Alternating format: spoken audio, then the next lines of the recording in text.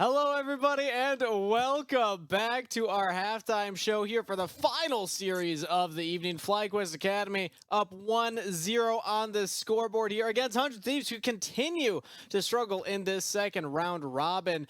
Joshi, I think you said it best when we were chatting. 100 Thieves, what's going on? It feels like they're imploding right now. They just have yet to show that they can pick up wins consistently. They're trying different things here with the Rek'Sai pick, but Raph, I know you're a jungler, and I know that the strength of Rek'Sai is typically in the early game. We didn't see a lot of action in that early game on the X side to really get it off the ground. I mean, traditionally, when we look at Kenvy's performances in the past and where he came from and how he made his name, it was exploding in the early game and just completely taking the game over in his own right and, 1v9ing. Right? We know that he's done this before on Lee Sin, Graves, Nidalee, Rek'Sai, Kindred. So many champions that I can just rat a whole list off. And yet, when we see this Rek'Sai pick come out, it's like, okay, maybe this is where Kenvy returns to form. This is where he takes the game into his own right. But honestly, the defensive play from Yuji, something that me and Josh didn't expect going into this game. Yeah, defensive play from Yuji. And also, I think the Malphite pick definitely threw them for a loop. It's double AD top lane then. Rek'Sai, one of the strongest parts about her as a champion, the ability to dive turrets. Who are you diving? You're going to try and get the Jinx ahead, diving against the bot lane. You're going to try and dive at a Malphite who's stacking armor. Maybe mid lane's where you look to. It's really tough. And we even see with one of the clips here at the end of the game, you can see just the Rek'Sai can't do anything late in the game if you can't get rolling early here. We see like look at this. Philip just has full armor. He doesn't even have the ult to get out here. Yeah, it's definitely a situation where if you're going to try and take down the Malphite, you got to do it early, before he has those armor items, before the self-multiplicative armor comes through. And Kenvy just goes through and is like, that is almost 1,000 HP still on the Malphite. I am not going to be able to deal with that. So I want to see a little bit more of them moving earlier on in the game. What's up? What's your fact? Malphite would have gotten back to Fountain faster if he just kept walking, then backing behind the turret there. Okay. Philip just giving a little disrespect in the moment, exactly. You will lose. That basically, that was at the end of the game when it was pretty much already over, but we saw that throughout the game. Rek'Sai just can't do anything against the Malphite in the lanes when he's stacking all that armor. And the Malphite, even though it didn't do much in lane, and Philip was kind of behind in CS, didn't really have the best of the Malphite and 2J's matchup that we were expecting. Still Malphite still just presses R in the team fights and can engage for the team when they group up, and that's kind of what that game turned into later on as we got past the laning phase. It was just, hey, group up, fight for the objectives, or even just fight for anything, really. Even just turrets that they were going for. It got a little scrappy at the end. But of course, that is game number one. FlyQuest, congratulations picking up the win. They're not going to make it into top 6, so every win here is just more experience under the belt. 100 Thieves Academy to be feeling the heat because they're a game behind Dignitas now, and if they want to secure that top 6 spot, they're going to have to bounce back. We'll give the teams and the players some time to get ready for this next game, but we got to bring our attention to... It's not pixel perfect, Rafa. I know that you're going to be upset by that because you're gutted for it, but we're going to keep going with the theme. Development over time. Theme of the day, man. I don't know what to tell you. No, I understand the purpose of it. We're looking back. We're reflecting on where the development is, At least I got my music. So disappointed. He's so upset with me. I can't believe him. I thought this is a new game. Rafa's going to have fun with this one. You even won the last round. Yeah, Mark's like a cat, right? He's just kind of mad at you, and sometimes you don't really know why. It's like, here's a new toy, but he's like, I wanted the box that the toy came in. Cat! But yeah, I've never seen a dog not like a new toy, so I'm actually with Joshi on this one. I think that it's got to be a cat. All Man, don't call me a cat, bro. That's... I could call you meaner words. No, I never knew that about you, Rafa. But let's take a look at the player that we're going to look at. Again, a reminder. I'm sorry. The whole purpose of this game is we look back at stats from the first round robin, compare them to stats of the second round robin, and I see if my casters can guess which player from this series the stats actually represent. So we'll wait for production, pull it up here, because we have our third player with 5 unique stats. And now, looking at them again, the general flow here. Try and guess the position first. See if you can narrow it down, if there's any hints from the stats themselves. Okay. So holy first blood percentage went from 11 to 50%. Yeah, that's really high. Yep. What the heck? Okay, so the things that are sticking out to me are obviously that one, but the other one is counter pick percent went down. right, from 56% to 43%. But both those Yep. numbers are fairly high, which says to me that it is probably going to be either a jungler or a top laner. Okay, so you're thinking that top lane. But what's cool here is that the first blood percent went up even though they're not getting as many counter picks. Typically, you would think that the opposite direction. Like if you're getting more counter picks, you're gonna solo kill your opponent more. Yeah. But all right. So any other hints that you're seeing on there, Rafa? What are you thinking? Bro, I'm so lost. I'm just like, I'm looking at this and my head is doing the little numbers gif of what's his face, the bearded dude. It's like Zach Gala something. Yeah, Zach Galifianakis. Galifianakis. There you go. Galifianakis. Wait, yeah. what did you call him? Gala something. Gala something. Dude, I Galatasaray. can never know how. I Zach never know how Gala to. something. Yeah, Zach Yeah. Gala something. Anyway, Sorry, Zach. I'm computing, and Okay. maybe it's a mid laner. It's 1 out of 10 if you just kind of throw a name out of anybody from that last game. So there's mathematically you could just guess it. I mean, but who went from 11% to 50% first I know my blood guess. without like? All right, let's hear Joshi's guess then. Rafa, Yuji. keep thinking about it. Right? You're gonna say he had such a Yuji. huge glow up, and a lot of it had to do with some of his early gameplay, right? His ability to move around the map and actually find some of these ganks and landing them is something that he was kind of missing in the first half of the season. And I feel like if anyone's going to have that large of a difference between their first bloods in the first half to the second half, it's got to be the jungler. Okay. I'm All gonna, right. I'm gonna stick with Joshi's answer. Either we're both right or we're both wrong, and Joshi will get the credit of answering first. Okay, All right, okay. you're both saying Yuji, the jungler for FlyQuest Academy. I'll tell you both, you're right on the team. It is FlyQuest Academy. Ooh, okay. Is it Let's take a look at the Spyrax? player. Let's take a look at the player and see who went from 11% first blood with a 56% counter pick rate It is to Spyrax. 50% Dang. first blood What? with 43% counter pick rate. Crazy. 50% first blood. Hold up. I feel Yep. like I've been watching the wrong FlyQuest games. No, literally most of it's just Ari. Most of it's just there it Ari, is. Charms, There it is. setting up those first kills for Yuji in the jungle. The mid-jungle synergy on FlyQuest is coming together, and Spyrax in particular is having a fantastic last couple of games. He's really Yeah. coming into his own. I've been nothing but impressed. Even the series yesterday against CLG, Spyrax was popping off in that one as well. Even in their loss, it was close, and Spyrax was the one that was kind of keeping them in it. And then their win, Spyrax just kind of ran over Triple, which is not something that I expected. He played both sides of the RE matchup and kind of won both sides of that coin. So okay. massive props to Spyrax, man. This guy's having a big glow up. I feel like I definitely missed out on some of those FlyQuest games because that was the first blood stat is what threw me off the most. I Yep. was just like, 50% is super high. yeah, like especially going from 11% to 50% too. Like that's a huge jump. It's a massive Yeah. jump. But again, early on in the season, we talked about the difficulties that FlyQuest Academy had. Yuji not being on the same page as everybody, necessarily. Arguably lack of communication. And I would say Spyrax didn't really feel like he did much early on in the season. He was just kind of a placeholder in the mid lane who just kind of showed up in lane, did his thing. But now Spyrax is really stepping up and starting to take control over a lot of these games. And even though First Blood's like a very early game stat, I think if we had focused more on later game stats, I don't have access to things like, determining solo kills and like forward percentage, stuff like that with these crazy stats when we break it up based on first round robin, second round robin. But I would imagine that Spyrax also has a very different look between those two because he has been developing a lot as a player. Well, Yeah. King, is if you want those stats, maybe we should harass Mr. Tim Seven Houston, aka Magic from Oracle's Elixir.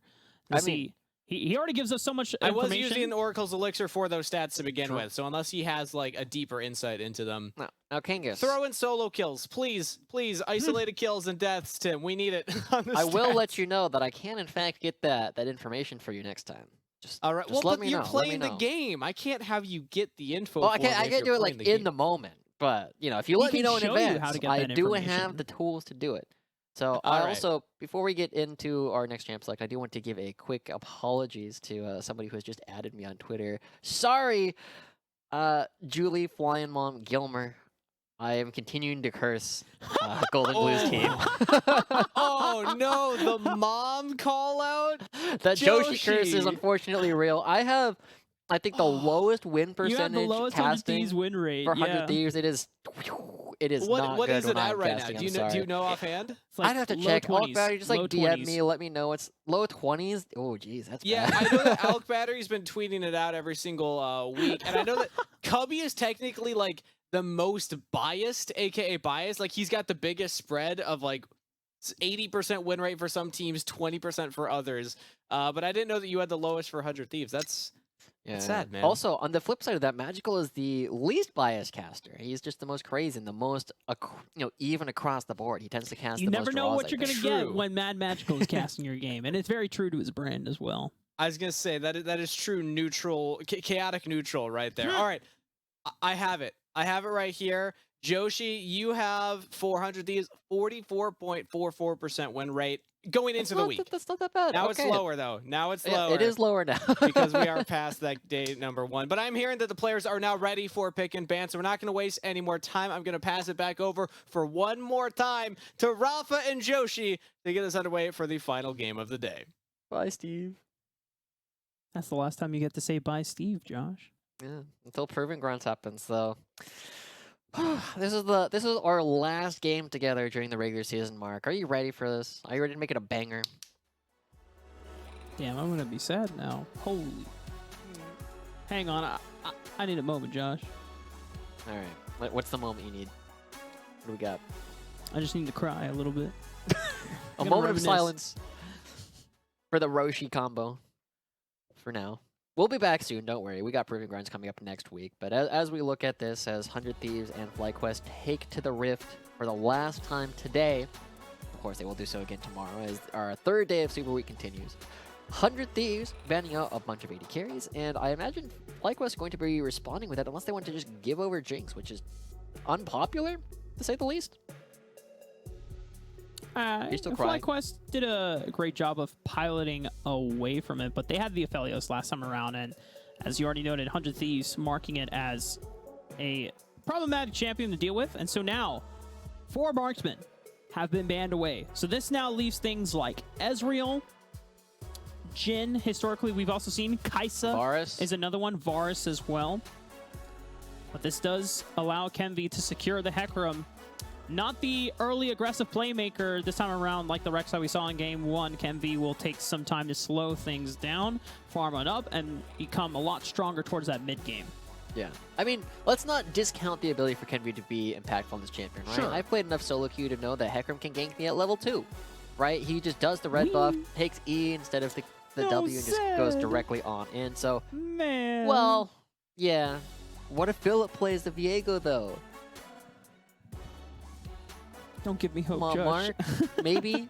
Maybe? Nah. This is definitely going to be a UG champion coming through, and the Jhin as the answer. A little bit surprising to me if this does get locked in for Tomo. He's definitely good at it, but going into the Hecarim means you are going to be doing not a lot of damage to some of the frontline members, and it feels like 100 Thieves can very quickly index into a lot of tanky front lines, and it makes it very hard for a Viego Jhin to do their jobs. Yeah, whether Kenvi goes for the Warhorse build with the Trinity Force Conqueror, or if he goes for just a standard frontline build in Chem Tank Phase Rush, you still most of the time will be building Frozen Heart as your second item because it's so damn efficient. And the cat got through the ban phase. How did this happen, Josh? How could we possibly have not foreseen this coming? What the Well, heck? I mean, if you're going to be a cat, we got to get some cats on the screen, right? No. Why are you still on me being a cat? I'm not a cat, Josh. I'm just going to say it, man. I was going to say perf me, you little cat boy.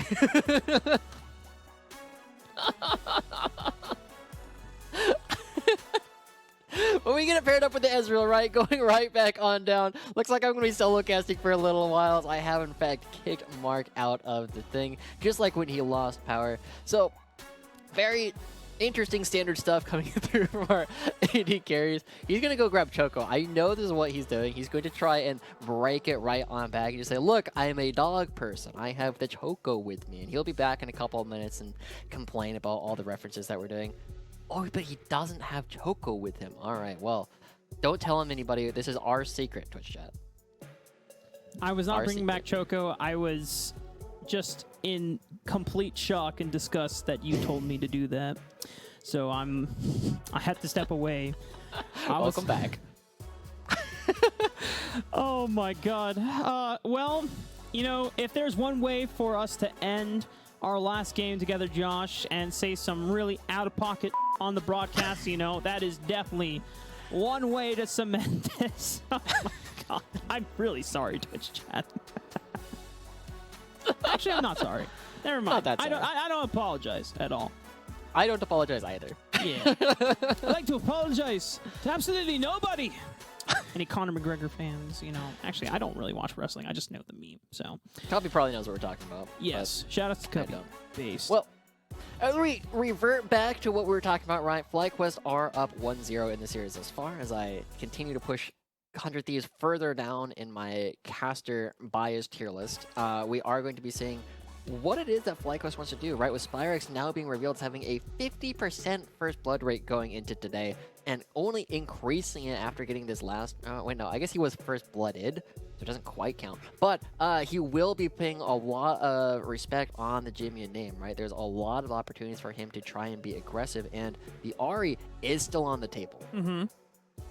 No bans for it, and it was double mid lane bans for FlyQuest, but 100 Thieves, they were only concerned about the Victor in terms of zone control, and then of course the Philip Camille, as that has been one of his best picks overall, whether it's a blind pick or if it's a counter pick, and maybe they wanted to ensure that Philip could not take that away for 100 Thieves, because now they will know what matchup Jimian gets to play into the Ahri. Vex is still available, but something aggressive like the Akali allows him to have some access to the backline and burst someone squishy out like the Jhin. Yeah, it definitely feels like much more of a Jimian character than a Gamsu character to me, but with one more pick coming through, I wouldn't be surprised if it was another flex between the two lanes so that they can choose which lane matchup they would prefer to throw it in. And again, it mostly feels like a Yuumi composition more than anything. Like, you pick Yuumi and you pick, you know, 2.5 really good Yuumi mechas, and the Gnar isn't the best Yuumi mecha, but it's definitely something where you have plenty of opportunities to just make it strong, get that first burst of damage, and then Butio hops off and is like, okay, I'm gonna go hang out with Wixie again. Goodbye. It's all about finding which Uber driver is going to be the best one for you, right? Yeah. You know, just hop to this taxi to then this rideshare person. And now FlyQuest. Oh. This is Philip's counter pick of choice. Looks like the Jace. Now, what this does for us, Josh, is that FlyQuest don't really have strong ways of disengaging from 100 Thieves, and that is the big concern for me. There's a lot of early game agency from lanes like Philip's Jace, as well as the Spyrex Ahri and Tomo Jhin. But if you don't do anything in the early game as FlyQuest, how do you stop 100 Thieves from just 5-man, you know, dogpiling on top of FlyQuest? Kill them first. That's, you know, unironically actually the answer, right? You kill them first, right? You do not let them set the tempo of the fight. You get them started, and by pushing them and forcing them into disarray, they can't set up all their battle lines. They can't get Kenvi and Gamsu to just follow each other into the fight. And if you have enough pressure to get everything on 100 Thieves to be on the back foot, FlyQuest will be able to take this in a pretty reasonable fashion. And I'm excited, right? Because it's a lot of gauntlets being thrown across the board. Philip just wanted to fight Gamsu head on this matchup. I mean, as somebody who plays both these characters, I'd be happy to play either side of it, right? It's a little bit Jay's favorite, but it's not so bad that Gnar can't win this on his own merits, right? You don't even need the jungle interaction to turn it on its head. Whereas on the flip side, both junglers can't come up, and there's a wild potential 2v2 up here between both sides. And historically, I would have said that was definitely a Gamsu Kenvi favorite 2v2, but recently, with the way that Philip and Yuji have been playing in recent days and recent weeks, I don't think it's as clear anymore. And for 100 Thieves, you know, slight overall adaptation in terms of how fast they are playing the game going into game 2 this time around. Now, Kenvi made multiple evades against Yuji, but Yuji was very, very reliable on not dropping any kills. He had to give up some big buffs, and I know for a lot of junglers coming from solo queue into competitive, sometimes that feels awful, especially to the egos. Like, oh man, he took my red buff. Oh man, dude, he's taking my Raptors. Dude, he's taking all my camps. But like, there's ways to circumnavigate around those moments where you feel like you're falling behind, but you can still stay in even pace in terms of camps as long as you're playing the map correctly and pathing well. And Yuji demonstrated just that. I mean, and Yuji, as you said, he remained abreast of Kenvi the entire time as they were farming. So Yuji never really falling behind, but we are seeing a little bit of invade coming out from FlyQuest proactively, right? Busio goes down, gets the first ward, and will be backing for the sweeper. But Jimmy has to be a little bit careful. I mean, even if this hook lands, he should be all right. But the wards do go down, and it's a little bit more information coming out for FlyQuest than will be given over to 100 Thieves. So small advantages coming through off the bat, but nothing to write home about. But this is interesting. Look at them going for a potential level 1 invade, and Kenvi doesn't know they're there yet. And Kenvi is going to sneak his way on through. Gamsu sees the ward come down. Doesn't get a chance to take it out completely, though. So 400 Thieves, unless they take it out with the sweeper.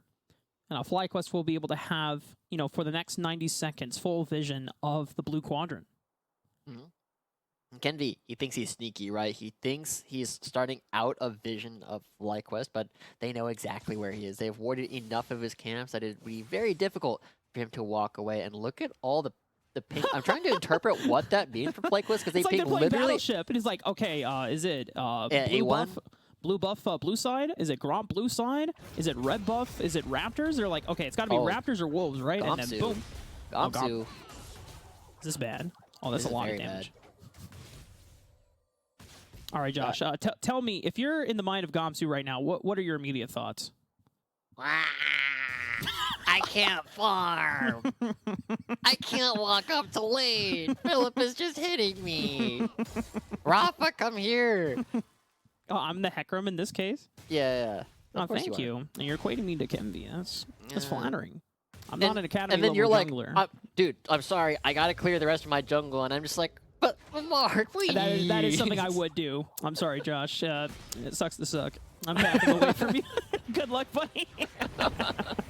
Yeah, that is really rough coming in from Gamsu. And I love the fact that Philip just has the confidence to walk in and just fight at level 1, because that is something that some of the really good Jaces have done over the years. Just like, yeah, I am Jace. I have 2 abilities. You have 1. My first auto attack shreds your armor, so all my subsequent auto attacks are even better. And look at this. Yuji trying to interrupt Kenvi going for this clear. Sees the red buff and knows that Kenvi is just clearing the Krugs.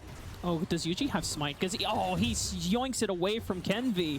They're both equal level. Diamond and Tomo have built up pressure in this lane, knowing that against something like Ezreal and Yumi, they will always have the push priority against Wixie and Busio. This allows Yuji to force Kenvi out of the jungle, and he can't go back in. He cannot fight Viego this early on. So now this is both red buffs going over to FlyQuest. Yeah, this is pretty much what we were seeing from Kenvi earlier, right? He was trying to invade Yuji, but getting basically 3 quadranted right now by the FlyQuest jungler is a huge glow-up for Yuji, right? He was constantly getting invaded. He's been having a lot of trouble early in the season defending his own jungle. Now Kenvi has to try and find something on the map. Does he have Twilight Shroud, Jimian? Diamond is looking for the hook. Oh, the charm threaded by the Neil, but it's still not enough damage to take out Jimian. Still holding out his flash. Spyrex wants the kill so desperately, but Diamond and Spyrex are just making sure that they can push in this wave. And look at Yuji, the way he passed through the mid lane, protecting both Diamond and Spyrex from a potential collapse from Kenvi.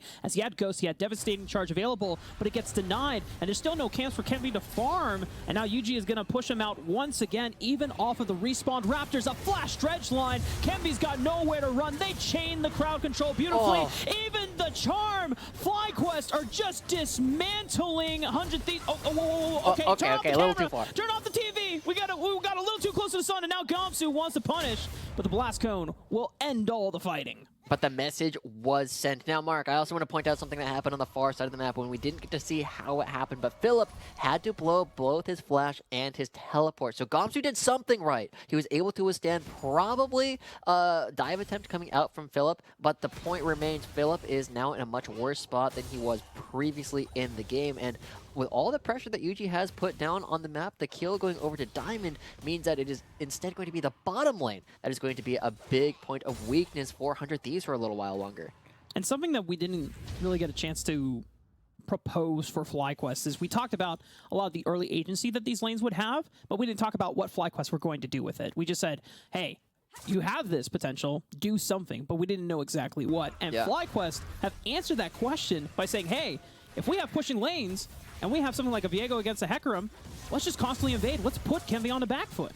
Yeah, and Kenvi now looking up towards the top lane, knowing that Philip has no flash. Also, there's Krugs and Raptors to go pick up here. And oh my boy, god, nice the hook. Dredge Line Charm combo. This time Jimmy has no flash to escape it. And this is so damn surprising, but also awesome to see when it's coming from FlyQuest, because you have to remember, this is an Academy org that went with a developmental roster for UG and Spyrex. Kenvi is now in a position where he's forced to make a position. Oh, whoa, there's a lot of damage back onto Kenvi, but Gamsu, because he is in Mega, can force Philip back. I was really concerned that Philip was about to get a 1v1 trade and get out alive, because then that would have absolutely been a momentum crusher for 100 Thieves. Yeah, if Kenvi had gone down there, I would have just been like, as a jungler, I would just be sitting there and saying, I don't know, I don't want to play this one anymore, right? I've been invaded multiple times, I've died, I ended up giving a 1v2 kill, and now Philip, it would be in too strong of a position. But we're also seeing Yuji having a great time so far, and you know, I love the ideas coming through from FlyQuest, right? There's a couple ways to attack Yumi. One, you can just try and kill it, right? That's the traditional way that you play a lot of 2v2 lanes. Philip, you know, just a good trade here. The other thing is Yumi does not roam as well as Nautilus, and so, you know, just like when you're playing a Kayle or a Cassin or something that is going to scale really well but doesn't have any early priority, doesn't have any early combat stats, just move around the map and say, I'm going to have an extra member, and FlyQuest showing a very different way that I don't think early season FlyQuest could have done. Yeah, and if we go back to what historically FlyQuest did a lot, I know Cubby had a lot of great notes on this looking back at the FlyQuest spring roster of 2021 heading into summer. What made them so good is that they were a team that was macro-wise very intelligent. They always knew what objectives to trade and knew how to always maximize the amount of advantages they were getting when the enemy team was making an aggressive move for an objective on the other side of the map. But this is a turn of pace where FlyQuest, when they were presented with the option of saying, hey, if you have all this early agency, you got to do something with it. We didn't realize it was going to be to this extent, because FlyQuest, they are putting so much pressure on the 100 Thieves collectively across the entire Rift that 100 Thieves, this is a composition that wants to scale into the mid game, and they are so far decelerated that FlyQuest are going to have a way stronger impact. The question is, can FlyQuest carry it through? Because it means that in some ways they don't scale quite as well. And right now, Jimian hitting level 6 on this Akali has woken up. He gets to actually play the game again. Kenvi now level 6. His ganks are that much scarier. Gamsu level 6 is now able to actually go for real all-wins against the Jace on his own if he finds the right window. So suddenly, a lot of 100 Thieves map is waking up, but they gotta be really careful. Jimian taking a lot of damage off of this next reset. It's a cannon wave. Jimian, it would hurt to reset off of this and miss out on the cannon wave, so he wants to stick around. You want to reset here. You want to reset on cannons, right? Because it means that you're not missing the entire wave. Yes, you're going to miss the cannon minion probably, but it means that you're not missing the 3 melees and the 3 casters that you would normally be losing.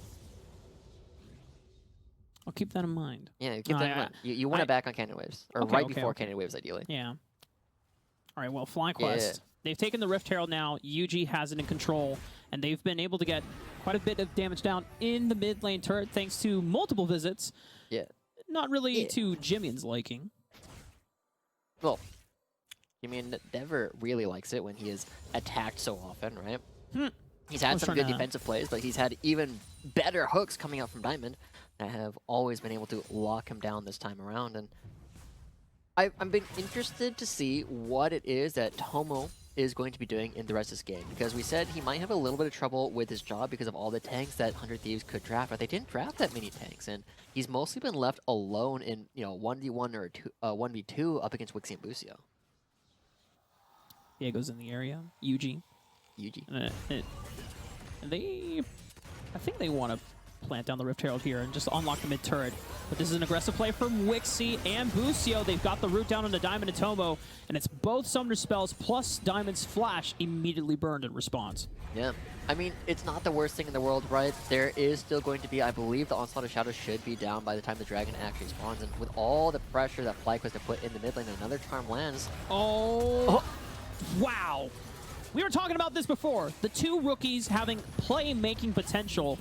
And then we were looking at the Lee Sin, the Ahri, but still, you swap out the Lee Sin, you put in the Viego, still has some skirmishing potential, has a lot of kill threat, and can reset just like the Ahri. It is just so damn cool to see some of our youngest players in UG and Spyrex now step up to the plate and put on such massive early game performances compared to how they started off at the beginning of the split. I think everybody on FlyQuest is feeling really good right now because it's not just these guys, right? It's also Philip going up against Gamsu, who has had such a long storied career, whereas Philip, relatively new, he said in a previous interview, I want to be the best of the rookie top laners. And I look at some of our veterans like Darshan and Dokla, I want to be able to say that I am at least on par with these guys by the end of the season. And you know, well, he made a small misstep earlier on and gave away some of his advantage. He's still now pushing around Gamsu pretty effectively. He will have an opportunity to rotate first for this play, and you know, when your entire map is going well, when you have a 3,500 gold lead at only 11 minutes, it feels really difficult for 100 Thieves to come back, because we said that they need to be the one pushing the tempo. They need to be the one starting fights, because if FlyQuest can do that, it is very difficult for 100 Thieves to do anything. Yeah, we're almost at 12 minutes, and it's been a 3,000 gold advantage secured by FlyQuest, just slightly even more. And they're still pounding away at these turret plates, getting more and more gold funneled into their pockets right now. FlyQuest can set up for the next dragon, as it has spawned. 3 members here. Jimmian, man, this is just not Jimmian's day. He is trying to use the Twilight Shroud as much as he can, flashing away after the first use of the perfect execution. Allows him to dodge out on an all-in under the tower. But now it's his flash down. Yeah, good discipline coming out from members of FlyQuest, right? It's so hard to dive into Kali while they have the Shroud, so just don't. Wait for the Shroud to disappear.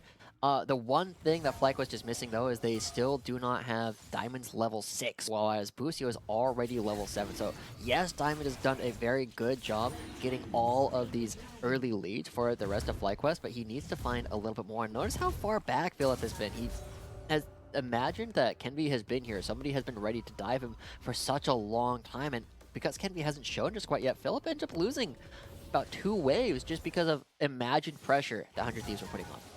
FlyQuest are pushing through this momentum that they have. 2 dragons to their name that they have acquired, and it's now a Mountain Soul game. And you asked before, do FlyQuest have what it takes to really carry this momentum? So far, they're making the right steps, but the game hasn't necessarily exploded wide open, right? It's still somewhat salvageable for 100 Thieves as long as they are still collecting resources and working their way towards a mid-game, despite how decelerated they've been. Yeah. And, you know, Wixie, he has his Essence Reaver completed. He's going to start doing damage. He's going to have this really big wake-up to play with, and FlyQuest want to punish him first. Oh, God. Wixie still has flash, but he's flashing away from the dredge line and the curtain call. They flash over the wall, and they have bought enough distance, despite 2 ultimates being burned. Wixie will stay alive.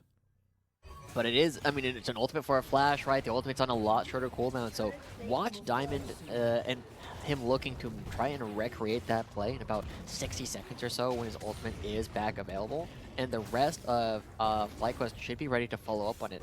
And I've been really impressed so far with the fact that Spyrex has been funneled so much gold. He's up 40 CS, right? And he's gotten so many plates. They dropped the Rift Herald for him. And so far, what might be our first blood king of the team from FlyQuest is going to be super, super strong. The Maryville mid laner just pushing around the PCS star. Yeah, Spyrex, you know, coming from a storied history himself within the amateur scene. His last team was the collegiate powerhouse in Maryville University, where we've seen a lot of our other players in Academy and LCS have come from that squad, pumping out so much really awesome talent.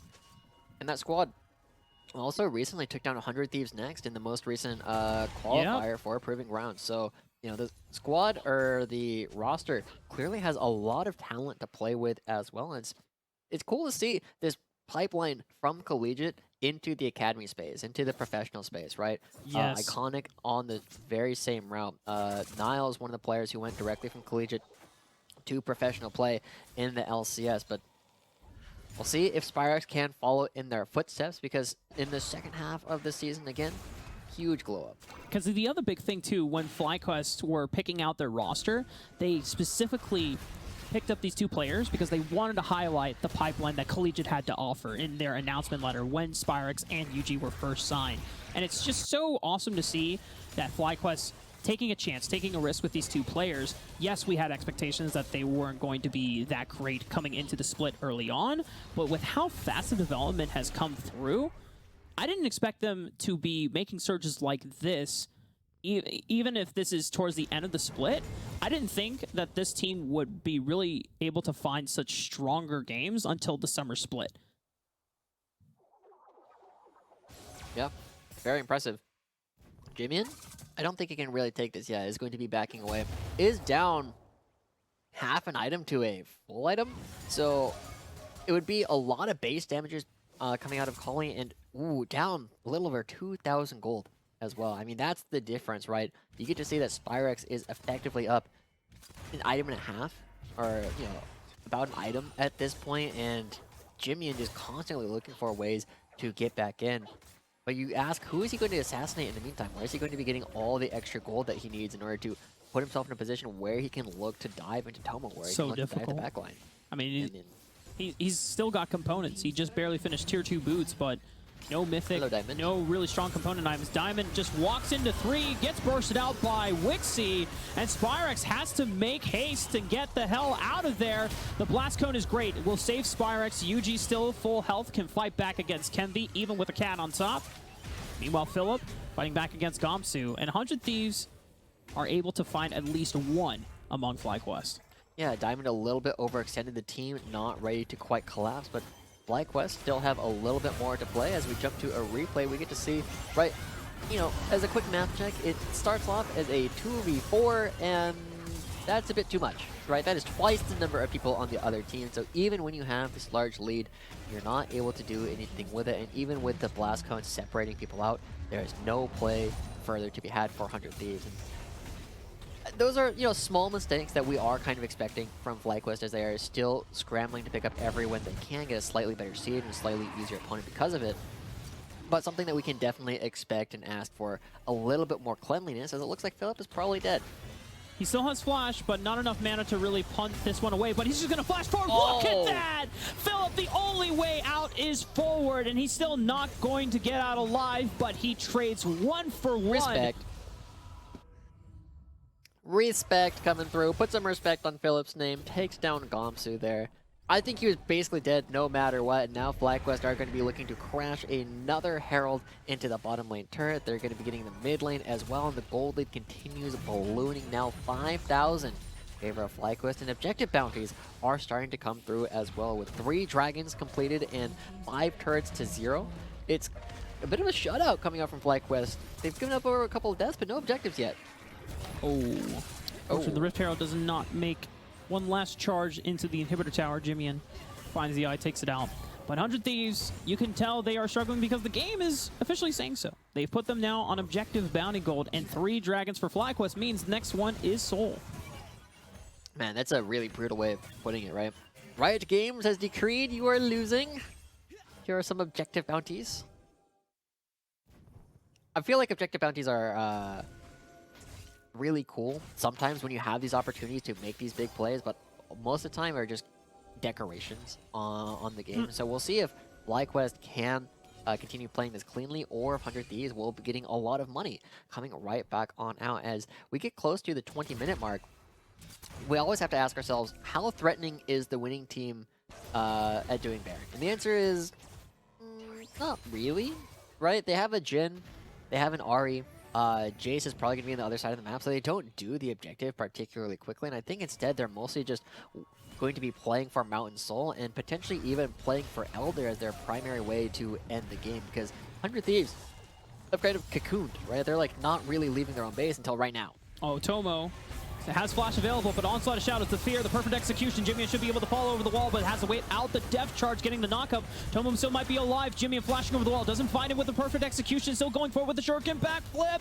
Just one more auto attack is needed, and there it is. He finds the killing blow onto Tomo, but gives his life for it. And now he is on the run because it's Spyrex who is picking up the slack, finds the killing blow onto Gomsu. Busio is the only one that makes it out alive. Look, Mark, it's a lot more scary with the Baron when you give up 4 members as 100 Thieves try and take down Tomo, but it costs them everything. Only the cat walking away with all 9 lives still intact. And FlyQuest, they're going to be picking up another turret. They're going to be grabbing all of the jungle away from 100 Thieves. And as we jump into a replay real quick, we can just see how much they have to expend to try and take down Tomo. They hit him with an ult, they get the fear down, but they are just so far behind in gold that the damage is not there. And Jimmy takes forever to actually get back onto Tomo just because of the amount of movement speed that Jin has every time is able to get a crit. And oh, I didn't even notice that off on the side, but Philip just finds a solo kill. This dude. At this point, but stop it. You're making me trip up on my transition word, Josh. Keep talking then. Hold up. Spyrax finds a pick onto Wixie. No flash available this time around. It's going to open up the map even further as now one of the primary damage dealers, 400 Thieves, is gone. FlyQuest now maintaining control of this top jungle quadrant, and this could be Baron as Kenvi, he would have to rise to the occasion and just barrel himself forward to make this steal happen. Yeah, I mean, they bring everybody forward. The Baron is under a threat, 8,000 gold ahead, and it doesn't look like 100 Thieves are going to be able to contest it whatsoever. Again, further apologies to Julie Gilmer, but I don't think your son is likely to be coaching the winning team in this game either, as we see another thing go through. But hey, objective bounties coming through. That's money going over for Gamsu. Yeah, thanks, Lord. That's what we like to see. Can we get a Narjam emote? And I feel like that was simulating just the bass boom, just in and out. 100 Thieves fighting back though. Kenvi is in there. He's got the cat on top. So the last chapter gets multiple roots off, but it's just not enough damage. Jimian finds the assassination once again on Tomo, but it's Spyrax. Another double kill. Has to navigate his way away from Gamsu, playing around the Mega Gnar form, but Gamsu just bounces away. Jimian, even with Busi on top, cannot stand against Philip and Yuji, working hand in hand together. And once again, they've eliminated 4 members. They have Baron buff on their side. They can make this siege happen. I don't know if it's going to be enough to end the game quite yet, but the base will be in shambles after they are done. Ooh. The game-ending play, it seems to be still a little ways away, but picking up this inhibitor and the Mountain Soul at the same time is about as close as you can really be asking for coming out from FlyQuest. It is only 23 minutes in. Yuji is going to be grabbing this in. Ooh, Riot August would be happy about this. He made a tweet yesterday about how Viego players should be building Trinity Force instead of Divine Sunder. Gotta say, I agree with him, but as we jump into the replay, once again, I feel like this is the exact same story. They're like, ooh, there's a Tomo here. Maybe we can kill him. And then they realize, oh, it is going to cost us 4 members to kill him. And it did. And FlyQuest are, you know, very happy with the fact that only Tomo is dying. They all chat afterwards, look, nobody important died. We got everything we could possibly want. And we're going to be trying to find another win and get us a better seat. I did not expect FlyQuest to come into this matchup being as dominant as they are in both of these games.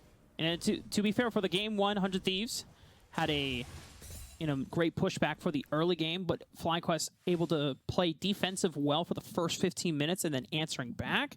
And then once again, this time around, FlyQuest, they're the ones that they were presented with the responsibility of snowballing the game early before 100 Thieves came online with their composition. They answered beautifully. They are now 10,000 gold at under 24 minutes into the game. Mountain Soul on their side. If this isn't the end of the game, I don't know what is, unless 100 Thieves can find a miracle in this base defense. Yeah, at the very least, it should be triple inhibs going down, maybe a couple of Nexus turrets. FlyQuest don't really have anywhere else on the map to be at this time, so we'll see exactly how they choose to play it, but they have Baroned up minions coming in 2 lanes. Dredge line connects, knockup is huge, and Kenvi is gone. Not even the cat can save them, and Gamsu gets punted away by Philip. Everyone on FlyQuest doing their part. Jimian finds the assassination, but it's still not enough. One member of FlyQuest is not going to be all that it takes to fight back against this squad. They are leaving Busio alive, showing some positive camaraderie, but Diamond says, nah, enough of the camaraderie. I'm going to take this cat down. That's the ace for FlyQuest. And can you believe that this team took down 100 Thieves Academy? FlyQuest 2-0. I know I've got one of the better win rates going out with FlyQuest as well, right? It's just I want the team with Philip to win. They looked really good, but realistically, it was the team that Spyrex that was winning this game. Spyrex and Diamond taking total control overall in both of our games, and the way that Diamond moved around early on, creating all this pressure for Spyrex, just made the game kind of a foregone conclusion in our first couple of minutes. I am so proud of this squad, man. Now, FlyQuest showing so much improvement, so much resilience throughout the entire spring split. And, you know, regardless of whether 100 Thieves is not performing up to what our expectations are, this is still a squad for FlyQuest that we projected to be at the bottom of the standings, to be a team that was going to be struggling for the entire split. And it's like, you know what? As long as they have moments of brilliance, it's going to be okay. But this series was very well played. The consistency and the execution, very clean across the board. Great moments of defense, great moments of offense as well. I mean, just, I can imagine that members like Soul Strikes and the rest of the FlyQuest coaching staff and just the administration across the board, so pleased, so happy with this squad today. It's got to be a confidence boost as well, right? Even if 100 Thieves aren't where we're expecting them to be, there's still a lot of big names here to say, yeah, we beat these guys, and we took them down, and it wasn't close. And it was FlyQuest constantly looking to make plays happen. Were they all the cleanest thing? No, but that's the thing that we're looking to see. We're looking to see more of these opportunities from these players to make these plays happen and then reel back some of them a little bit later on, figure out what works and what doesn't work, and that's how you got to do it. I loved what we saw from FlyQuest today. Spyrex, UG, Diamond all stepping up in huge ways, and if they can continue like that, they might have a deeper run in Proving Grounds than we initially expected. Well, for us, that's going to be the end of the series, but it's not the end of the broadcast, because when we come back after this break, Kangas will be up with an interview with FlyQuest Academy.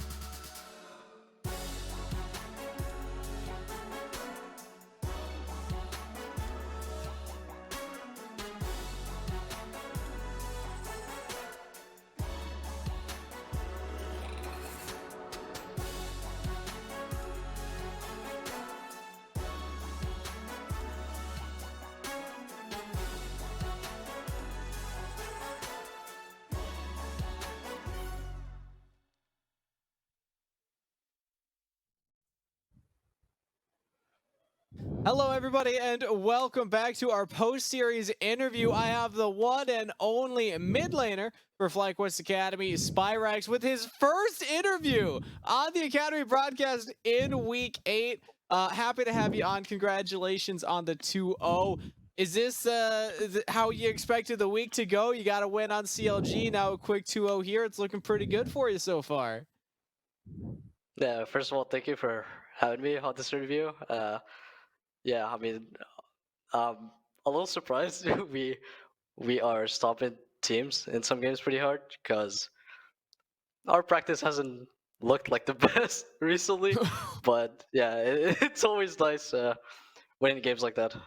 Like just I mean, hey, it looked like you were practiced. It looked like you were ready, but I want to dive into that a little bit because the team has been getting better and better over each week. The second round robin looking much better than the first round robin. What's the reason? What's the secret sauce, man? I gotta know. uh, I'm not sure. I mean, I guess practice. Everyone has been given it their all in the second round robin. People have been, or my teammates rather, have been playing more solo queue and like champions queue in general. And yeah, I mean, with time we just got better. What's the motivator for you for grinding, for putting in the extra effort? My motivator is to not in, so I don't get flamed by analysts and viewers, I guess. It's a good motivator. I'm not gonna lie. That's one of the top ones. But I mean, hey, your individual performance has been turning around. We actually played a game at the top of the show, or I guess after game number 1. We looked at some of your stats from the first round robin, compared them to stats from the second round robin. I don't even know if you're aware of this. I don't know how much players pay attention to this kind of stuff. You had an 11% first blood participation rate in the first round robin. You had a 50% going into this week. That's a big increase. What do you think the reason is behind that? As the player that's now participating so much more in these early kills.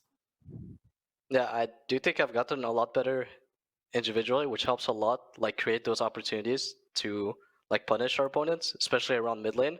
And also, I think I've been utilizing UG uh, a lot more when it comes to 2v2 mid jungle. So yeah, I'm pretty sure that's the reason why. Hey, it's a good reason, whatever it is. Was that a specific focus of yours going into the second round robin? Like, hey, I got to get in line with my jungler, or is that just something that naturally came about? I mean, yeah, we did put a lot of emphasis on practicing our synergy between me and Yuji because playing through your mid and jungler facilitates the whole map or like the game as a whole, and it makes bot lane and top lane a lot easier for my teammates as well. Okay, I like it.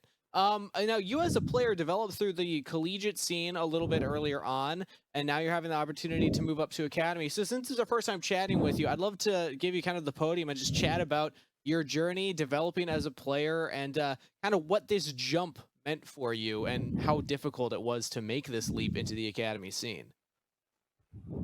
Yeah, so coming in my first few weeks of scrim and official matches, I was getting dumpstered by literally everyone in scrims and on stage. Like I was constantly losing lanes to every single player, but I put in the practice. I started, or I guess I just like did like a lot more 1v1s.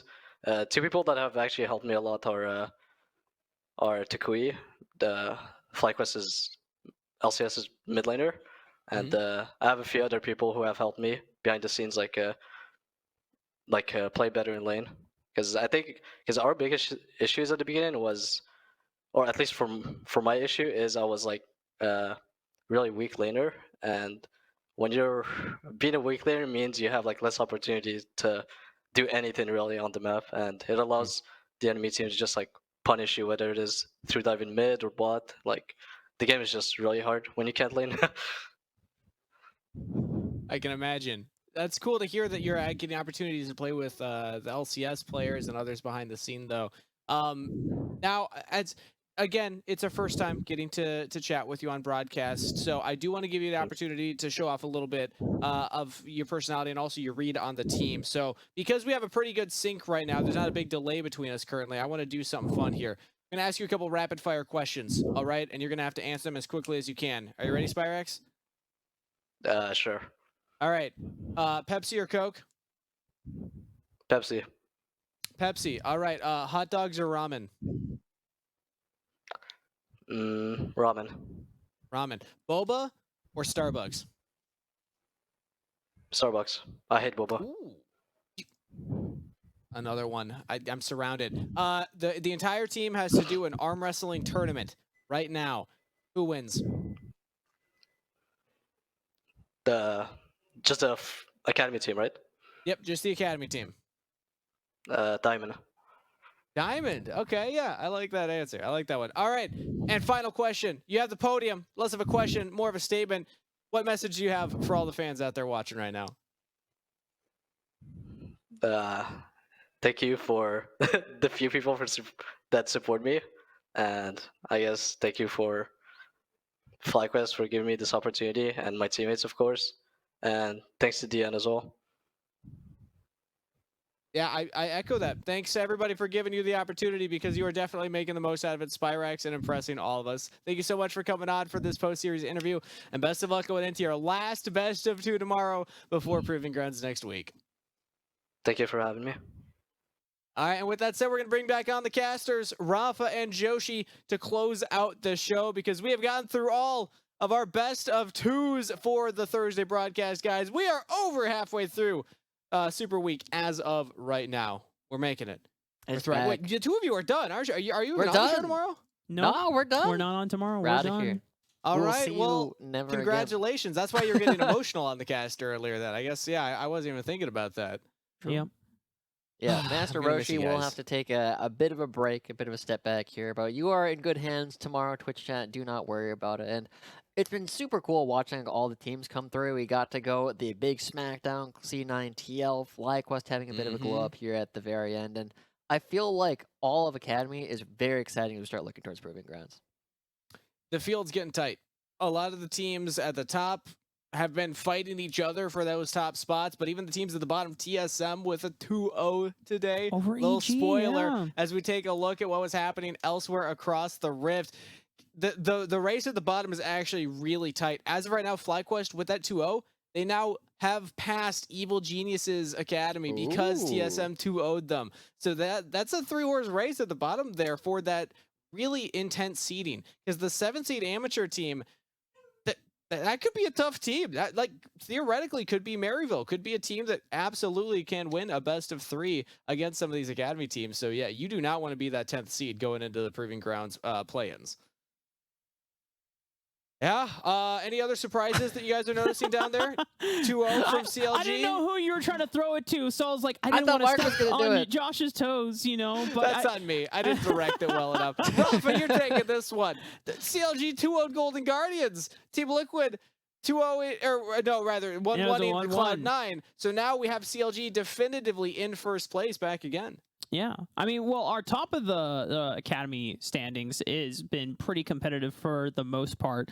I still stand by that. Team Liquid and Cloud9 are our 2 best performing teams in their current state right now. Not only with just the recent some of the slump performances that CLG Academy has experienced. It's great to see that they got a 2-0 over Golden Guardians because it's severely needed. But I don't want to take away from the fact that Golden Guardians are now playing with Violet, who is and now finally stepped in.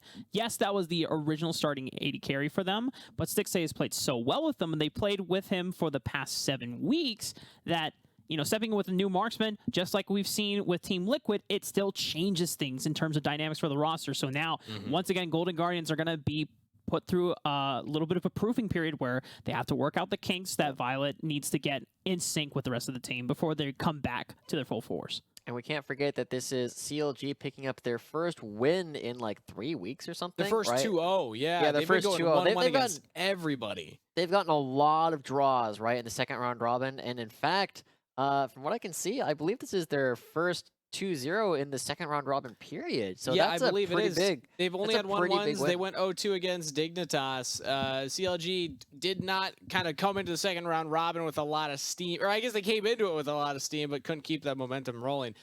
Maybe this is the switch that they needed to flip, because Up tomorrow, they don't have the hardest opponent. Evil Geniuses will be opposite the Rift of them. So let's take a look at that schedule so we can catch everybody up on all of the games that will be played. We're starting with that CLG versus Evil Geniuses match, then Golden Guardians versus Immortals, who are still trying to climb their way up the standings as well. Still holding that 5th place spot. They are 17-17. Immortals just cannot go positive or negative. And then 100 Thieves versus Dignitas, which is still a hype match because, hey, if 100 Thieves can turn their fortunes around, maybe there's still a chance that they could get into that top 6. But then, of course, FlyQuest versus Cloud9. What a way to end your season for FlyQuest. And then TSM versus Team Liquid. Out of those ones, what are you guys' must-watches? Rafa, I'm going to give it to you again. I actually am going to say Dignitas 100 Thieves because Yep. that is the battle for who gets the last spot and clinching the top 6 playoff or the play-in berth, right? So that they bypass the play-in event and go straight to the main stage of Proving Grounds, because that is a place where, you know, some teams can argue that, okay, you know, it's more practice time, more scrim time, but you can't be sleeping on some of the amateur teams that are coming into their full form at the end of the unified circuit right now that will be coming to a close next week as well. Yeah, Exactly. we already know 4 of our teams that are getting that first round bye. CLG, Golden Guardians, Cloud9, and Team Liquid are guaranteed to be getting, you know, a seed directly through the sudden death. Whereas I have to agree with Mark. Dignitas 100 Thieves is definitely our match that you need to watch if you care about Proving Grounds, if you care about where these teams are going to be placing, because as we've already touched on so many times, sudden death is scary, man. You don't want your Proving Grounds to end in round 1. Yeah, 1 best of 3. And if you lose 2 games there, your tournament in Proving Grounds is over, your split is over, and you got to start prepping for summer at that point. I'm also going to give a quick shout out to FlyQuest Cloud9. After today, I'm actually pretty excited for that match. I think the FlyQuest in this current form are looking like a scary opponent, but we'll have to wait until tomorrow to see how those games shake out. Thank you to my amazing casters. We had the drip on today, kind of color-coded, at least style-coded. Rafa's going to sing us a little song while I do this. Thank you to everybody in production behind the scenes for keeping the gears rolling and all the lights turned on. Thank you to everybody in Twitch chat for hyping up your favorite players and the broadcast in general. And a special thank you to all the players. We wouldn't have this show if it weren't for them all trying their best to improve and make it to that LCS stage. We'll be back tomorrow with the conclusion of the spring split for 2022 Academy before Proving Ground starts next week. We'll see you there.